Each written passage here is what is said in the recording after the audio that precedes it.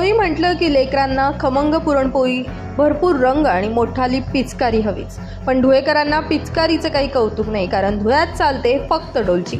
संपूर्ण उत्तर महाराष्ट्रात ख्याती असलेली धुळ्याची होळी आणि ही डोलची याची बातच न्यारी आहे। धुळे जिल्ह्यातील होळी संपूर्ण राज्यात प्रसिद्ध असून होळीला डोलचीचा वापर करून पाण्याचे फटके एकमेकांना मारले जातात।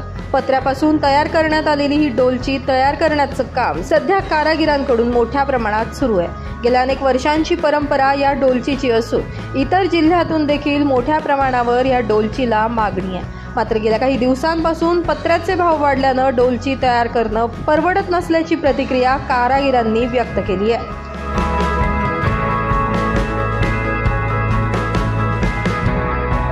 माझं नाव निशांत सुरेश नगरे।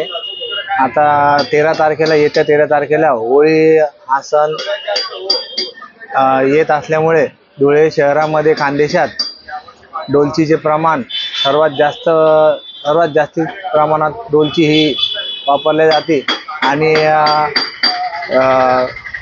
सर्व जेवढे पण मुलं आहे ते लहानापासून तर मोठ्यापर्यंत त्यांना डोलची शिवाय होळी खेळू शकतच नाही।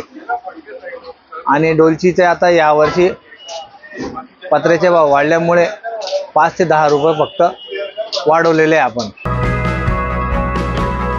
ब्युरो रिपोर्ट, माझा महाराष्ट्र न्यूज, धुळे।